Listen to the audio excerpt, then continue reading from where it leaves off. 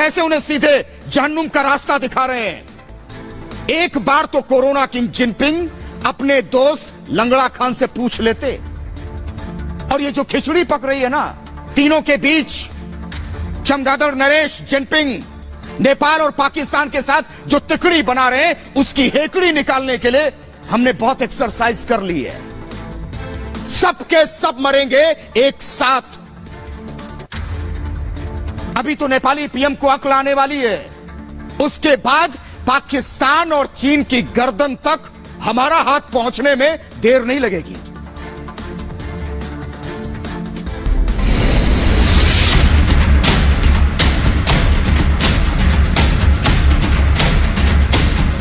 नेपाल में राजनीतिक संकट, चीन में खलबली। चीन का मोहरा बनना ओली को पड़ा महंगा। सेना से हारे तो अब आतंकियों के सहारे चीन। हर तरफ से मोर्चेबंदी से घबराया ड्रैगन।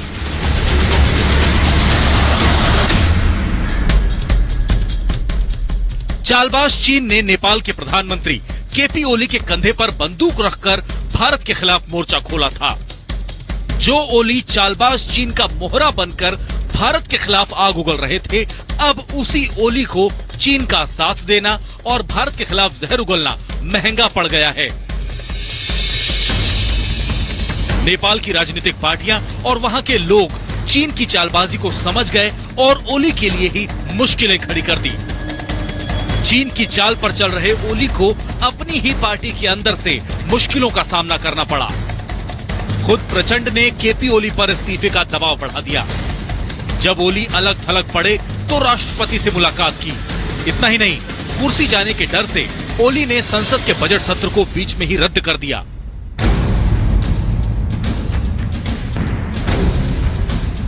चौतरफा स्ट्राइक के बाद चीन बिलबिलाया हुआ है। चालबाज चीन अब गलवान में पीछे हटने को राजी हो गया है। लेकिन एक तरफ धोखेबाज चीन बातचीत की बात कर रहा है तो दूसरी तरफ साजिश पर साजिशें कर रहा है। चालबाज चीन ने पाकिस्तान और नेपाल के साथ मिलकर भारत के खिलाफ जहर उगलने की कोशिश की। नेपाल में तो चीन की चाल नाकाम होती दिख रही है। हालांकि चीन ने अपने जासूस नेपाल में भेजने शुरू कर दिए। वहीं अब चालबाज चीन भारत के खिलाफ साजिश रचने के लिए आतंकियों का सहारा ले रहा है। चीन की सेना जम्मू कश्मीर में साजिश रचने के लिए पाकिस्तान के आतंकी संगठन अल बदर को सक्रिय कर रही है। आतंकियों और चीन के अफसरों की बैठक पीओके में हुई। इतना ही नहीं, धोखेबाज चीन म्यांमार के विद्रोही संगठन अराकन आर्मी को भी फंड और हथियार सप्लाई कर रहा है। चौतरफा घेरा चीन दक्षिण एशिया में भारत को कमजोर करने की साजिश रच रहा है। चीन लाख कोशिश कर ले, लेकिन उसकी चौतरफा घेरेबंदी अब हो गई है। जमीन से लेकर समंदर तक चीन घिर चुका है। भारत के साथ अमेरिका, जापान और ऑस्ट्रेलिया ने भी चीन की घेरेबंदी कर दी है। दक्षिण चीन सागर में अमेरिका ने अपने जंगी जहाज तैनात कर लिए हैं, जो चीन का कभी भी काल बन सकते हैं। लद्दाख के पैंगोंग झील पर चीन को टक्कर देने के लिए नौसेना ने चीन की घेरेबंदी कर दी है। चीन की कमर तोड़ने के लिए मोदी ग्लोबल लीडर की भूमिका में हैं। भारत ने जिस तरीके से चीन पर हर मोर्चे पर स्ट्राइक की है, अमेरिका ही नहीं दुनिया के कई देश भारत के इस फैसले का स्वागत कर रहे हैं और भारत के साथ कंधा मिलाकर खड़े हैं। ऐसे में चीन साजिश कर रहा है, लेकिन अब भारत के सामने उसकी चालबाजी चलने वाली नहीं है। Bureau report, Republic Bharat. और कुछ तो चीन सीमा पर बड़ा होने जा रहा है और बहुत जल्द होगा, क्योंकि चीन सीमा पर हलचल बहुत तेज है। मैंने आपसे पहले ही कहा था कि लद्दाख में बर्फ गिरने से पहले चमगादड़ चीन को या तो हम जाने देंगे या फिर नहीं जाने देंगे, वही दफन करेंगे। और अब पहला विकल्प खत्म हो रहा है, क्योंकि बातचीत के बाद भी चमगादड़ सैनिक अपनी जगह से हिल नहीं रहे हैं। ऊपर से चीन हजारों सैनिकों को जहन्नुम पहुंचाने का इंतजाम कर रहा है, अपने सैनिकों को, यानी सीमा पर पहुंचा रहा है। कोरोना किंग जिनपिंग जमीन से हवा में मार करने वाली कुछ मिसाइलें भी लाए हैं, लेकिन चमगादड़ चीन को पता नहीं है कि हमारी मिसाइलें तो पहले से ही चीनी सैनिकों को ढूंढ रही हैं। चीन ने यह सारी तैनाती अक्साई चीन में कर रखी है, क्योंकि डर है ना जिनपिंग को कि कभी भी भारत अक्साई चीन पर चढ़ाई कर सकता है, उनसे ले सकता है। और इसी डर की वजह से कोरोना किंग जिनपिंग ने अब एलएसी पर पूरी ताकत लगा दी है। चीन की यह सेना अक्साई चीन के खुरनाक फोर्ट में इकट्ठा है, और इस फोर्ट में हमारे ड्रोन चीनी सैनिकों को ऊपर से देख रहे हैं। सीमा से यह फोर्ट हमारी मिसाइलों की रेंज में है। कोरोना किंग जिनपिंग की सबसे बड़ी चिंता यह है कि हिंदुस्तान सबसे घातक हथियारों को सीमा पर क्यों ला रहा है। तो क्या करेंगे जिनपिंग? अब हमने अपना अस्त्र, सबसे बड़ा अस्त्र लगा दिया है। अस्त्र मिसाइलें, पिनाका मिसाइलों को चीन की मुंह की तरफ करके तैनात किया है। पेट्रोलिंग पॉइंट 14 पर हमारी कई सैन्य पोस्ट चमगादड़ सैनिकों को निशाना बनाने के लिए बेताब है। चीन सोच रहा है कि उसके पास रॉकेट फोर्स है, लेकिन उनके ही रॉकेट भंडार को उड़ाने के लिए हमारी तैयारी पूरी है। और चीन ने जिन 2 मिसाइलों को लगाया है, उनकी रेंज 40 से 200 किलोमीटर तक की ही है। लेकिन जैसे ही भारत ने अस्त्र मिसाइल को लगा दिया, सांप सूंघ गया है चीन को। और यह मिसाइल इतनी घातक है कि चीन का बचना बहुत मुश्किल है। पिछले साल सितंबर में हमने इसका उड़ीसा के बालासोर में सफलतापूर्वक परीक्षण किया था। उस वक्त हमारे सुखोई 30 लड़ाकू विमान से इसे दागा गया था। तब जानते इस मिसाइल ने 70 किलोमीटर जाने के बाद लक्ष्य को तबाह कर दिया था। अब हमने इस मिसाइल को मिराज 2000 के लड़ाकू विमान, MiG-29, तेजस और सुखोई 30 में लगा दिया है, और इसकी रफ्तार 5,500 किलोमीटर प्रति घंटे से भी ज्यादा की है।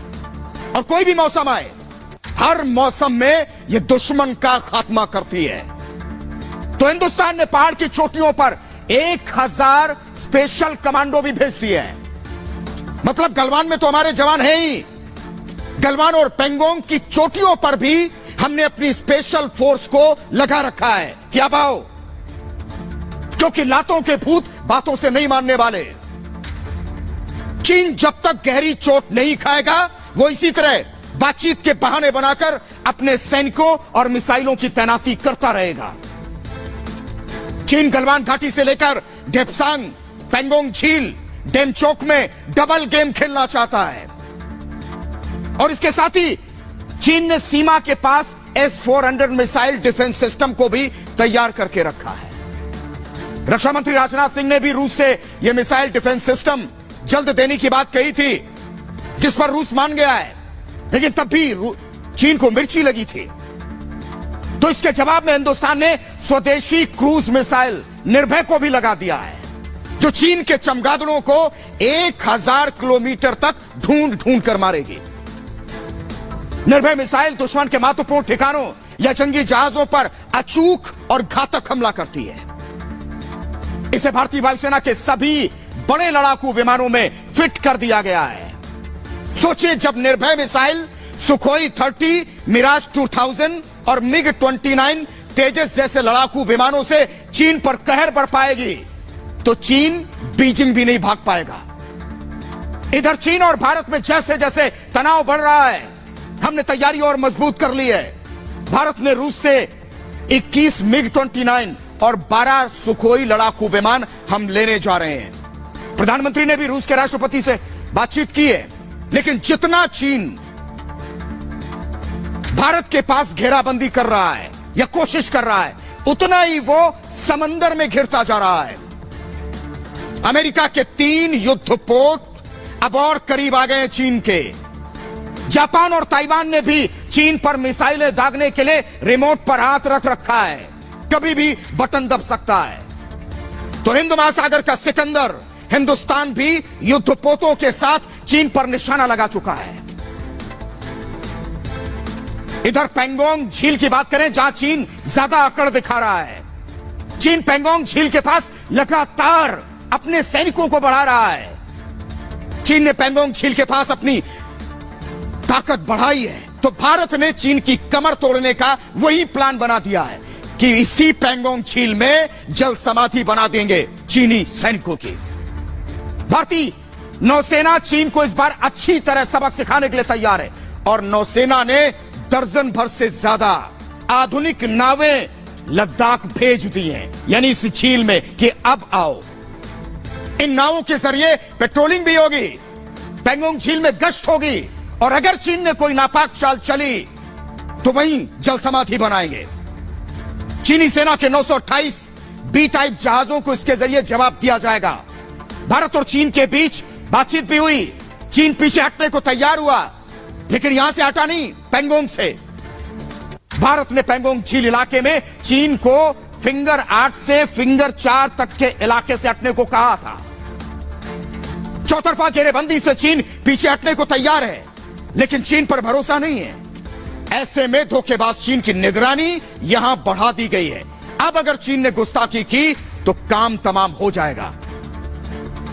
और चीन के चमगादड़ नरेश जिनपिंग भारत के खिलाफ और साजिश कर रहे हैं, आतंकियों के साथ मैच फिक्सिंग कर रहे हैं। अकेले लड़ने की हिम्मत नहीं है। चमगादड़ नरेश जिनपिंग ने भाड़े के टट्टुओं से हाथ मिला लिया है। इन आतंकियों की मदद से चीन भारत के खिलाफ साजिश रचने में लगा है। चमगादड़ नरेश जिनपिंग शायद भूल रहे हैं कि गलवान में हिंदुस्तान की सेना ने उनके बौने सैनिकों की किस कदर तोड़ाई की थी, कैसे उनकी गर्दन को हमने मरोड़ा था। भारतीय सेना से पसलियां तोड़वा चुकी कोरोना किंग जिनपिंग की टीम अकेले नहीं लड़ना चाहती और यही वजह है कि चमगादड़ नरेश जिनपिंग ने अपने दोस्त लंगड़ा खान से मदद मांगी है। पाकिस्तान के प्रधानमंत्री इमरान खान के पाले हुए टट्टू अब चीन के साथ मिलकर हमसे लड़ेंगे। कोरोना किंग जिनपिंग पाकिस्तान में पाले हुए आतंकियों को भारत के खिलाफ तैयार कर रहे हैं और मैंने पहले भी कहा था, चालबाज चीन भरोसे के लायक नहीं है। जिनपिंग और उसके सैनिकों पर कभी भरोसा नहीं किया जा सकता। गलवान में जब चीन के सैनिकों की पसलियां तोड़ी और भारत ने चालबाज चीन को चौतरफा घेरा, तब चमगादड़ नरेश जिनपिंग बातचीत का रोने लगे हैं। लेकिन मैं कहता हूं, चीन से अब वक्त बचा नहीं है। चीन पर आज तो क्या, कभी भी किसी ने भरोसा नहीं किया। मुंह पर शांति की बात करने वाला चीन पीठ पीछे साजिश रचता है। पाकिस्तान के आतंकियों को भारत के खिलाफ तैयार करना उसकी एक साजिश भर का हिस्सा है। अरुणाचल से लेकर गलवान घाटी तक चीन की साजिश है और भारतीय सेना से पिट चुके चीन के सैनिक मदद के लिए कटोरा खान के पास गए भीख मांगने। पाकिस्तान के आतंकी संगठन अल बद्र को भारत के खिलाफ तैयार कर रहा है चीन। हाल ही में आतंकियों के साथ फिक्सिंग के लिए चीन के बौने अफसर पीओके पहुंच गए थे। पीओके में लंगड़ा खान के इशारे पर इन आतंकियों के साथ चीनी अफसरों ने मुलाकात भी कर ली। इमरान खान को अपने हाथ से पीओके जाने का डर जो लग रहा है, मतलब इमरान खान चीन की मदद कर भारत के खिलाफ चीन का मोहरा बन रहे हैं। और मैंने कल ही बताया था, पाकिस्तान ने पीओके में गिलगित बाल्टिस्तान इलाके में 20,000 सैनिकों को तैनात किया है। चीन और भारत के विवाद में लंगड़ा खान फायदा उठाना चाहते हैं, लेकिन पाकिस्तान के भाड़े के दहशतगर्दों को हमारी सेना हर दिन उनकी कश्मीर में कब्र बना रही है। जो भी भारत में घुसपैठ कर रहा है वो सीधे कब्र पहुंच रहा है।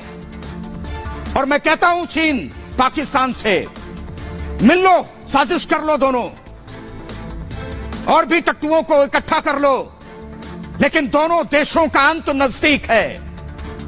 धोखेबाज चीन केवल पाकिस्तान के आतंकियों को ही तैयार नहीं कर रहा, चमगादड़ नरेश जिनपिंग म्यांमार के आतंकी संगठनों को भी पैसा दे रहे हैं। म्यांमार के विद्रोही संगठन अराकन आर्मी को चीन हथियार और पैसा दे रहा है। दक्षिण एशिया में चालबाज चीन भारत को कमजोर करना चाहता है। अराकन आर्मी के जरिए भूमाफिया चीन पश्चिमी म्यांमार के भारत से लगते बॉर्डर वाले इलाके में दखल बढ़ाना चाहता है। चीन म्यांमार में भारत का प्रभाव बढ़ने से रोक रहा है। लेकिन जिनपिंग तो सपना देख रहे हैं। मैं कहता हूं सपने भी देख लो, और जितने देखने सपने वो देख लो, लेकिन जिनपिंग को गलवान की मार याद रखनी चाहिए। दक्षिण एशिया तो छोड़ो, चीन पूरे एशिया में घिर चुका है। भारत, अमेरिका, जापान, ऑस्ट्रेलिया ने चीन को घेर रखा है। अगर अब भी जिनपिंग की बुद्धि ठिकाने नहीं आई तो भारत के रणबांकुरे चीन की अक्ल ठिकाने लगा देंगे। और मैंने आपको बताया कि चमगादड़ नरेश जिनपिंग म्यांमार में खुलेआम आतंकियों को पैसा दे रहे हैं। और कई बार मैं कहता हूं कि चमगादड़ चीन से दोस्ती कर नेपाल की दुर्गति क्या हुई है, ये तो जानते हैं ना जिनपिंग। अब म्यांमार के चीन के खिलाफ सीधा मोर्चा खोल दिया म्यांमार ने भी। म्यांमार ने इसको लेकर दुनिया के देशों से मदद मांगी है। जंग की धमकी दे रहे चीन के खिलाफ म्यांमार ने भड़ास निकाली। म्यांमार आर्मी चीफ ने बहुत तल्ख लहजे में चीन को चेतावनी दी है कि चीन आतंकी संगठनों को हथियार देना बंद कर दे। और इसके लिए म्यांमार ने दुनिया के दूसरे देशों से भी चीन के खिलाफ मदद मांगी है। आप अंदाजा लगा सकते हैं कि कोरोना किंग जिनपिंग कैसे दुनिया के कई देशों के लिए परेशानी खड़ी कर रहे हैं। म्यांमार के आर्मी चीफ जनरल मिनांग ने कहा है कि उनकी धरती पर जो आतंकी संगठन है उनके पीछे चीन है। म्यांमार में आतंकी संगठन अराकान आर्मी और अराकान रोहिंग्या सक्रिय हैं। चीन दोनों संगठनों को पैसा दे रहा, हथियार दे रहा है। और ये आतंकी चीन में बनाए गए हथियारों और लैंडमाइन के जरिए म्यांमार की सेना पर हमला करते हैं। और अब बात करते हैं अपने पड़ोसी नेपाल की। नेपाल के प्रधानमंत्री ओली की रफ्तार हाल के दिनों में कुछ ज्यादा थी। वो रॉकेट की तरह उड़ रहे थे, क्योंकि आग तो चमगादड़ चीन लगा रहा था। अब उसी आग में नेपाल झुलसने लगा है। मैंने पहले ही कहा था कि भारत के खिलाफ नक्शा मत खेलो। कहीं ऐसा ना हो कि नेपाल सिर्फ कागज में अपना नक्शा बनाता रहे और चमगादड़ चीन असली में नेपाल का नक्शा बिगाड़ दे। हुआ यही। चीन ने नेपाल के कई गांवों में कब्जा कर लिया और सीमा पर जो खंबे गड़े थे कि यहां से सीमा है, उन्हें उठाकर आगे ले गए, कई किलोमीटर आगे वहां रख दिए और चीन ने अपना खूंटा गाड़ दिया कि यही अब हमारी सीमा है। मतलब चमगादड़ चीन नेपाल की कई हेक्टेयर जमीन झटके में ले गया है। और मैं नेपाल के प्रधानमंत्री ओली से पूछना चाहता हूं, अब क्यों रो रहे हो? जब चीन से गले लग रहा था नेपाल, तब तो नेपाल की बाछें खिल रही थी। नेपाल और चीन का बड़ा प्रेम दिख रहा था। क्या हमने देखा नहीं कि कैसे नेपाल चीन की गोदी में उछल रहा था? चीन की गोदी में ही बैठकर नेपाल भारत को आंखें दिखा रहा था। तब भी हमने कहा था नेपाल हमारे छोटे भाई की तरह है। हमने हमेशा उसके कंधे पर हाथ रखा है, उसके दुख दर्द में शामिल हुए हैं और हमने हमेशा नेपाल की तरक्की के बारे में ही सोचा। और आज बड़े भाई को आंखें दिखाने पर उतर आया। फिर भी हमने कहा कि शायद अकल आ जाएगी, लेकिन ओली तो गोली की रफ्तार से भारत के खिलाफ काम कर रहे थे और इसी रफ्तार से वो चीन के करीब पहुंच रहे थे। मतलब सुबह का भूला शाम तक घर लौटने को तैयार ही नहीं था। लेकिन जैसे ही ओली की कुर्सी डोली है, नेपाली प्रधानमंत्री को दिन में तारे दिखने लगे हैं। वो अपने ही जाल में फंस गए हैं। चीन अब भी लगा हुआ कि कैसे भी करके ओली की कुर्सी बच जाए और इसके लिए साम दाम दंड भेद चीन सब इस्तेमाल कर रहा है। लेकिन भारत से विवाद करना नेपाल को बहुत भारी पड़ेगा, क्योंकि नेपाली जनता जानती है कि कैसे हिंदुस्तान से उसका रोटी बेटी का संबंध है। लेकिन ओली ने ही ऐसा चश्मा लगा रखा था कि उन्हें भारत दिख ही नहीं रहा था, वो चमगादड़ चीन दिख रहा था। लेकिन ओली का भारत के खिलाफ जाना नेपाली लोगों को अच्छा नहीं लगा। जब नेपाल ने हमारे उत्तराखंड के 3 इलाकों कालापानी, लिपुलेख और लिम्पियाधुरा को अपने नक्शे में दिखाया, तभी भारत के साथ नेपाल के लोगों को भी लगा कि दाल में कुछ गड़बड़ नहीं, पूरी दाल ही काली है। हमने विरोध भी किया, लेकिन नेपाल बाज नहीं आया, नक्शा पारित कर दिया। बस इसी दिन से लगने लगा था कि नेपाल का काम तो है ही नहीं, इसके पीछे किसी शातिर दिमाग का काम है। और फिर खबर आई कि चीनी राजदूत हु यांकी के इशारे पर ही ओली भारत के खिलाफ जहर उगल रहे थे। फिर तो बचा ही नहीं कुछ कहने को, सब कुछ शीशे की तरह साफ हो गया। लेकिन नेपाल के लोगों में ये चीनी राजदूत खटकने लगी। इसके बाद तो नेपाल के कई एफएम स्टेशन भी भारत के खिलाफ आग उगलने लगे। मतलब ओली तो ओली, भारत के खिलाफ उन्होंने पूरे सरकारी तंत्र को लगा दिया। यहां तक कि कोरोना वायरस को लेकर भी ओली भारत पर गर्म हो रहे थे। जिस देश के पास कोरोना से निपटने के लिए खुद की लैब तक ना हो, वहां का प्रधानमंत्री कोरोना वायरस के लिए चीन को नहीं, भारत को जिम्मेदार बता रहा था। ओली ने कहा था कि कोरोना भारत से आया है, लेकिन नेपाल के लोगों ने उनकी एक नहीं सुनी। जब नेपाल का चीन के लिए मोह बढ़ता गया, लगातार वो चीन की चाल में फंसते गए, तब जाकर नेपाल के पूर्व प्रधानमंत्री पुष्प कमल दहल प्रचंड वो एक्टिव हुए और केपी ओली पर उन्होंने जुबानी हमला तेज किया। प्रचंड ने तो यहां तक कहा कि भारत कहां, वो इस्तीफा मांग रहे हैं। जिसके बाद आज ओली राष्ट्रपति से मिले। अब नेपाल में सियासी भूकंप तो आ ही चुका है और ओली की कुर्सी भी इसी भूकंप में डोल रही है। मतलब कभी भी पीएम ओली की विदाई होने वाली है।